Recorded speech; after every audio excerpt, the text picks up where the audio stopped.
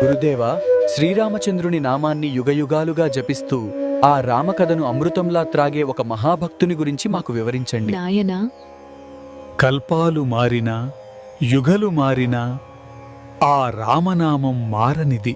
కాలానికి అతీతుడైన మహాభక్తుడు కాకభుసుండి చరితాన్ని వివరిస్తాను.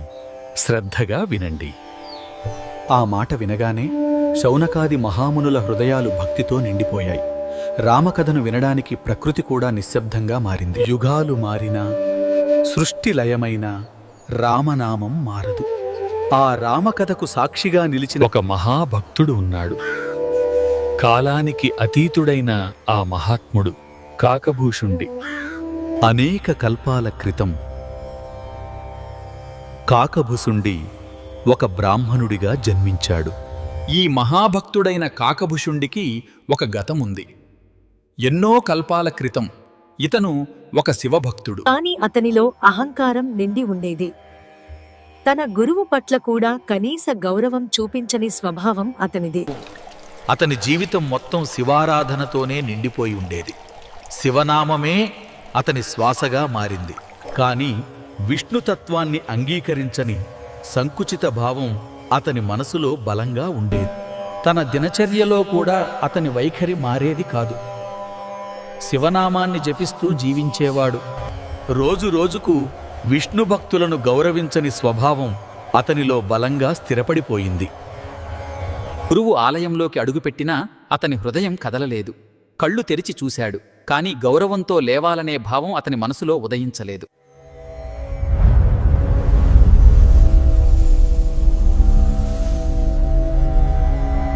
గురువు తత్వాన్ని లెక్కచేయని వాడికి భక్తి ఫలించదు. ధర్మాన్ని విస్మరించి చేసిన నీ ప్రవర్తన సత్యానికి విరుద్ధం. గురువును అవమానించిన వాడికి జ్ఞానం సిద్ధించదు. అహంకారం నీ అంతరంగాన్ని మూసివేసి సత్యదీపాన్ని నీలో మసకబార్చింది. గురువు గౌరవం తెలియని నీ అహంకారానికి ఫలితం అనుభవించు. సర్ప జన్మను పొందు. కొండ చిలువగా భూమిపై సంచరించు. స్వామి, అజ్ఞానంతో చేసిన నా దురహంకారాన్ని క్షమించండి. గురువును అవమానించిన నా తప్పును ఒప్పుకుంటున్నాను. దయచేసి నన్ను కాపాడండి. క్షమను కోరవలసింది నన్ను కాదు, నీ గురువునే. గురువు అనుగ్రహం లేనిదే నా అనుగ్రహం సిద్ధించదు. అతని పాదాల వద్ద క్షమాపణ కోరుము. గురుదేవా, మీ పాదాల దగ్గర నేను చేసిన అపచారాన్ని ఒప్పుకుంటున్నాను. అహంకారంతో మిమ్మల్ని అవమానించాను. దయచేసి నన్ను క్షమించండి. రమేశ్వర, అజ్ఞానంతో చేసిన శిష్యుని తప్పును దయతో క్షమించండి. మీ శాపం ధర్మమే అయినా అతనికి శాప విమోచనానికి మార్గం ప్రసాదించండి స్వామి. నా శాపాన్ని పూర్తిగా వెనక్కి తీసుకోవడం కుదరదు. నీ కర్మఫలంగా నువ్వు 10,000 జన్మలు ఎత్తవలసిందే. కాని నీ గురువు చేసిన ప్రార్థన వల్ల ఒక వరం ఇస్తున్నాను.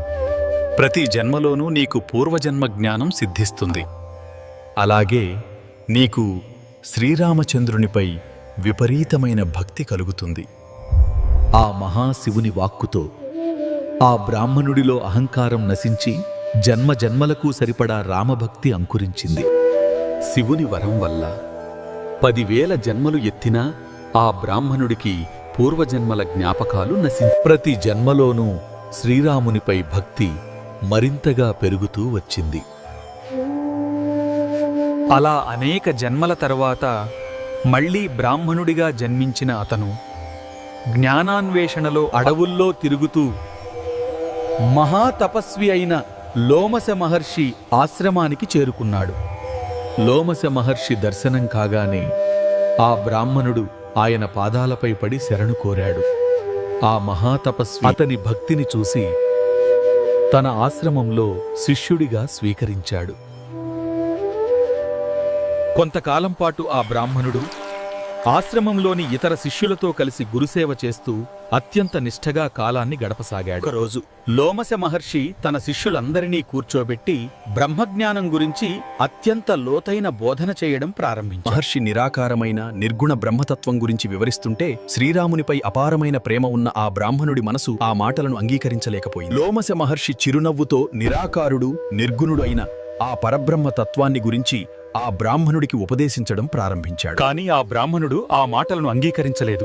శ్రీరాముని సగుణ రూపమే గొప్పదంటూ ఒక పక్షిలాగా పదే పదే మహర్షి మాటను అడ్డుకోసాగాడు. ఆ బ్రాహ్మణుడు తన పంతం వీడకుండా ఒక పక్షిలాగా పదే పదే వాదించేసరికి ఎప్పుడూ ప్రశాంతంగా ఉండే లోమశ మహర్షికి తీవ్రమైన ఆగ్రహం వచ్చింది. ఆ బ్రాహ్మణుడి ప్రవర్తన కోపించిన లోమశ మహర్షి తన కమండలంలోని జలాన్ని చేతిలోకి తీసుకుని పక్షిలా వాదిస్తున్నావు కాబట్టి చండాల పక్షిగా మారిపో అని శపించాడు. శాపం విన్న వెంటనే ఆ బ్రాహ్మణుడు ఏమాత్రం భయపడకుండా శ్రీరాముని తలుచుకుంటూ ఆ శాపాన్ని ఎంతో ఆనందంగా స్వీకరించి ఒక దివ్యమైన కాకి రూపంలోకి మారిపోయాడు. ఆ పక్షికున్న నిష్కల్మషమైన రామభక్తిని చూసి ఆశ్చర్యపోయిన లోమశ మహర్షి, నాయనా, నీ భక్తి అమోఘం. ఇప్పటి నుండి నీకు మృత్యువు లేదు. కాలాన్ని జయించిన చిరంజీవివి అని నిండు మనసుతో ఆశీర్వదించాడు. నాయనా, నువ్వు మేఘాలకు పైన ఉన్న నీలగిరి పర్వతం పైన నివసిస్తావు. అక్కడ మాయకు కూడా ప్రవేశం లేదు.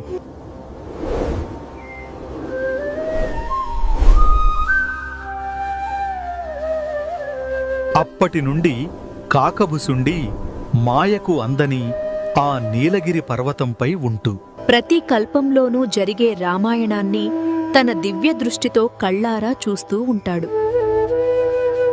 రాముడు అయోధ్యలో పసివాడిగా ఉన్నప్పుడు కాకభుసుండి ఒక సాధారణ కాకి రూపంలో వెళ్లి ఆ స్వామి చేతిలోని అన్నం తింటూ ఆడుకునేవాడు. ఆ మహాభక్తుడైన కాకభుషుండి గొప్పదనం గురించి, ఆయన మహిమల గురించి మాకు మరింతగా వివరించండి గురుదేవా. అప్పుడు సూత మహర్షి చిరునవ్వు నవ్వి లంకాయుద్ధంలో నాగపాశంతో రామలక్ష్మణులు బంధించబడిన ఆ భీకర ఘట్టాన్ని వివరించడం ప్రారంభించాడు. లంకా సంగ్రామంలో మేఘనాథుడు ప్రయోగించిన భయంకరమైన నాగపాశానికి సాక్షాత్తు ఆ లోక కళ్యాణ కారకులైన రామలక్ష్మణులు సైతం బంధించబడి స్పృహ తప్పి నేల కొరిగారు. సరిగ్గా అప్పుడే ఆకాశాన్ని చీల్చుకుంటూ శ్రీ మహావిష్ణువు వాహనమైన పక్షిరాజు గరుత్మంతుడు అక్కడికి చేరుకున్నాడు. యుద్ధభూమిలో నడుచుకుంటూ వచ్చిన గరుత్మంతుని చూసిన వెంటనే రామలక్ష్మణులను చుట్టుకున్న ఆ భయంకరమైన నాగపాశం శిథిలమైపోయింది. కాని నేల కొరిగిన రాముడిని చూడగానే గరుత్మంతుడికి ఒక గొప్ప మాయ కమ్మింది. సాక్షాత్తు ఆ సృష్టికర్త ఒక సామాన్య రాక్షసుడి అస్త్రానికి ఎలా కట్టుబడ్డాడు అన్న సందేహం కలిగింది. తన సందేహం తీర్చుకోవడానికి కైలాసం చేరిన గరుత్మంతుడిని చూసి పరమశివుడు నవ్వి, నీ సందేహం తీరాలంటే నీలగిరి పర్వతంపై ఉన్న కాకభుసుండి దగ్గరకు వెళ్ళు అని దారి చూపాడు. గరుత్మంతుడు కైలాసం నుండి బయలుదేరి వాయువేగంతో ఆకాశ మార్గాన ప్రయాణిస్తూ మాయకు అందని ఆ పవిత్రమైన నీలగిరి పర్వతాన్ని చేరుకున్నాడు. ఓ మహాజ్ఞాని, నా ఆరాధ్య దైవమైన శ్రీరాముడి తత్వంపై నా హృదయంలో ఒక చిన్న సందేహం ఉద్భవించింది. ఆ సందేహాన్ని నివృత్తి చేయగల మహాజ్ఞానం మీకే ఉందని స్వయంగా ఆ పరమేశ్వరుడే నాకు ఉపదేశించాడు. కాబట్టి దయచేసి నా మనసులో ఉన్న ఈ సందేహాన్ని నివృత్తి చేసి నాకు జ్ఞానప్రకాశం ప్రసాది. సాక్షాత్తు ఆ సృష్టికర్తైన శ్రీరాముడు ఒక రాక్షసుడి నాగపాశానికి ఎలా కట్టుబడ్డాడో నా సందేహం తీర్చు. ఓ పక్షిరాజా, ఇందులో ఆశ్చర్యపోవడానికి ఏమీ లేదు. ఆ శ్రీరాముని మాయ చాలా బలమైనది. ఆ సృష్టికర్తకు నాగపాశం ఒక లెక్క కాదు. కేవలం బ్రహ్మదేవుడు ఇంద్రజిత్తుకిచ్చిన వరాన్ని గౌరవించడానికే ఆ స్వామి అలా కట్టుబడినట్లు నటించాడు. ఆ శ్రీరాముని మాయ చాలా బలమైనది. అది సాక్షాత్తు బ్రహ్మ శివులను కూడా భ్రమపెడుతుంది. ఆ రామచంద్రుడు సాధారణ మానవుడిలా నటిస్తూ చేసిన ఒక అద్భుతమైన లీల మాత్రమే ఆ నాగపాశ బంధనం. అది చూసిన నీవు ఆ మహావిష్ణువు మాయలో పడి ఆ స్వామినే కాపాడాలని అనుకున్నావు అని పక్షిరాజా తన భక్తుల గొప్పతన్ని ఈ ప్రపంచానికి చాటి చెప్పడానికే ఆ శ్రీరామచంద్రుడు ఆడే అద్భుతమైన లీలా నాటకం ఇది. ఓ గురుదేవా, మీ దయ వల్ల నాలోని అజ్ఞానం పూర్తిగా తొలగిపోయింది. ఆ శ్రీరామచంద్రుని అద్భుతమైన లీల ఇప్పుడు నాకు సంపూర్ణంగా అర్థమైంది. ఇది ఆ కాకభుసుండి యొక్క దివ్యమైన చరిత్ర. యుగయుగాలుగా రామనామాన్ని జపిస్తూ 11 సార్లు రామాయణాన్ని వీక్షించిన మహాభక్తుడు ఆయన. ఆ పరమశివుని అనుగ్రహం వల్లే గరుత్మంతుడికి ఆ అదృష్టం దక్కింది. భగవంతుని లీలలు ఎంత అద్భుతమైనవో కదా. ఓం నమః శివాయ. మీకు ఈ కంటెంట్ నచ్చితే లైక్ చేయండి, షేర్ చేయండి, సబ్స్క్రైబ్ చేయండి. Telugu wonder world.